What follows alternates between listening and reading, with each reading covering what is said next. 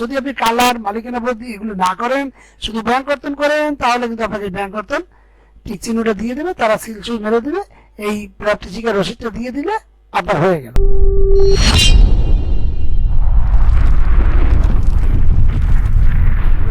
Welcome to BRT solution.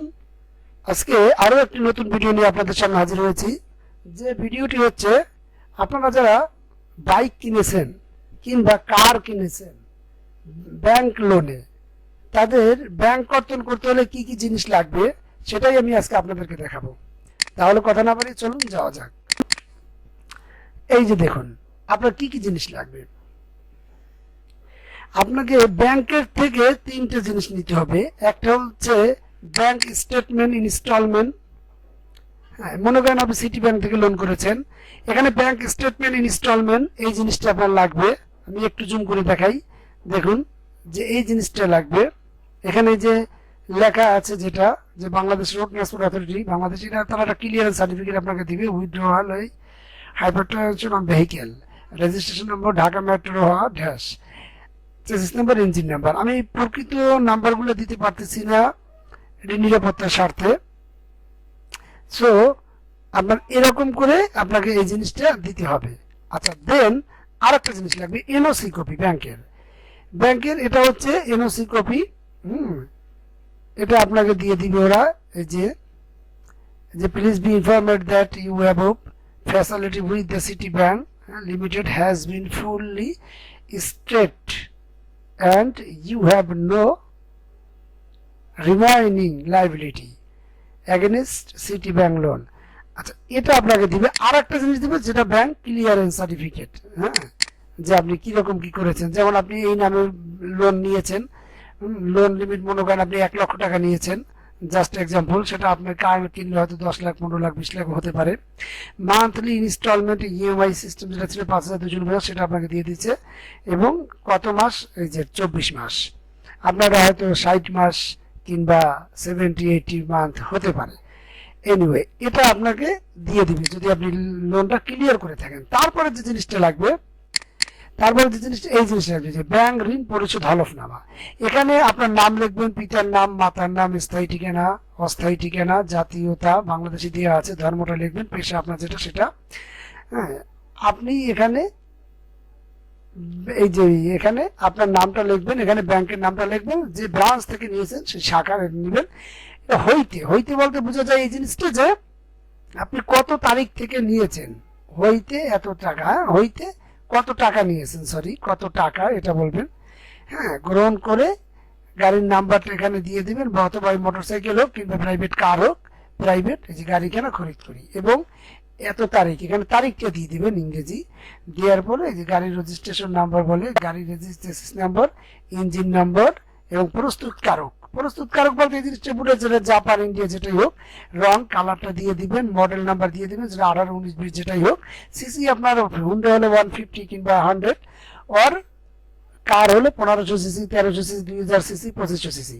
বিগত এত তারিখ, এখানে যে তারিখটা নেবেন এত তারিখ ঋণ পরিশোধ করিয়া, যেখানে আপনার উকিলের একটা সিল স্বাক্ষর লাগবে, এফিডেভিট যেটাকে আমরা বলি। ওকে, গেল স্টাম্প।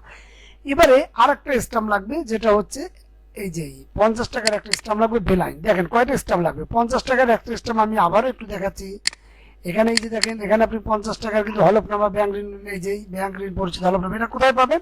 এটা যে কোনো বিআরটিতে পাবেন, কিংবা আপনি নিজেও লিখে নিতে পারেন, যদি প্রয়োজন হয় এটা কপি করেও নিতে পারবেন। ওকে, দেন আপনাকে 50 টাকার একটা বেলাইন লাগবে। আর এটা আপনি কিচ্ছুই লিখবেন না, বাট এটা আপনাকে রাখতে হবে। তাহলে 50-50 100 টাকার স্টাম্প, এবং আরেকটি স্টাম্প লাগবে 100 টাকার, এই যে সাদা বেলাইন স্টাম্প। আপনি কিছু এটা করতে হবে না, যা করার ওই উকিল আপনাকে করে দিবে।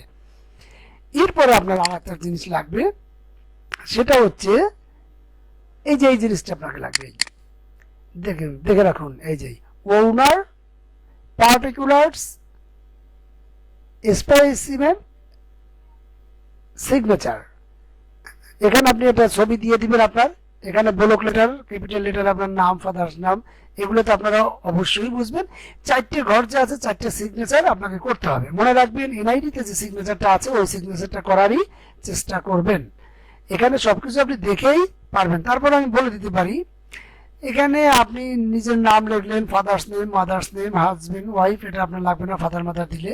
প্রেজেন্ট অ্যাড্রেস দিয়ে দিবেন ডকুমেন্ট সহ, এখানে লিখছে with supporting documents present address, সেটা আপনার ইউটিলিটি একটা বিল দিয়ে দিলেই হবে, মানে কারেন্ট বিলের কপি।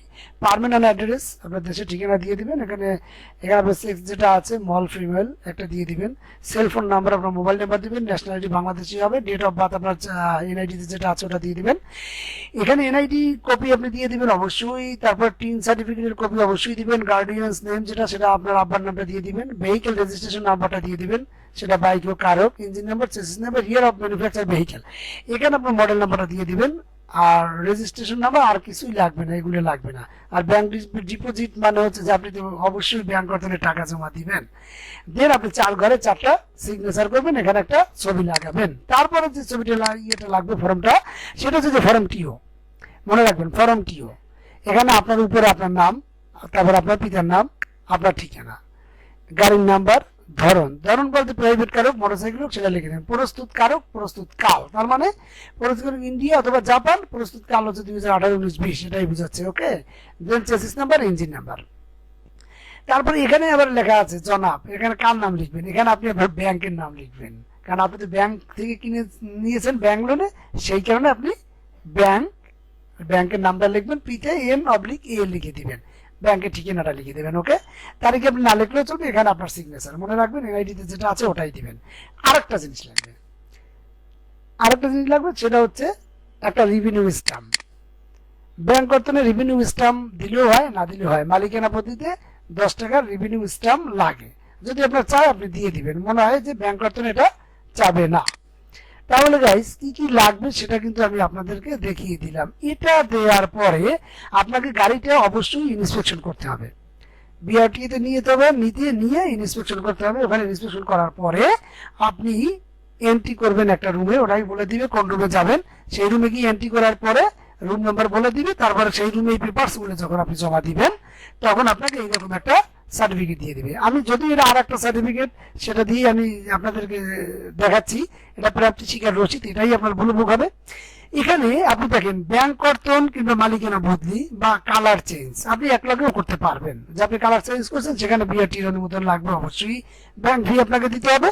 এবং এখানে দেখেন মালিকানা বদলি টিক চিহ্ন দেওয়া আছে, ব্যাংক কর্তন টিক চিহ্ন দেওয়া আছে, ইঞ্জিন পরিবর্তন টিক চিহ্ন দেওয়া আছে। আপনি যা কিছু করতে চান এখানে তারা এবার টিক দিয়ে দিবে। যদি আপনি কালার, মালিকানা বদলি এগুলো না করেন, শুধু ব্যাংক কর্তন করেন, তাহলে কিন্তু আপনাকে ব্যাংক কর্তন টিক চিহ্নটা দিয়ে দেবে, তারা সিলসুই মেরে দেবে, এই প্রাপ্তি স্বীকার রসিদটা দিয়ে দিলে আপনার হয়ে গেল। তাহলে গাইজ আপনারা আজকে জানতে পারলাম কিভাবে ব্যাংক কর্তন করতে হয়। হ্যাঁ, যদি আমার ভিডিওতে আপনারা নতুন হয়ে থাকেন তাহলে অবশ্যই হিটস দ্য সাবস্ক্রাইব বাটন, আর যদি অলরেডি করে থাকেন তাহলে থ্যাংক ইউ ভেরি মাচ।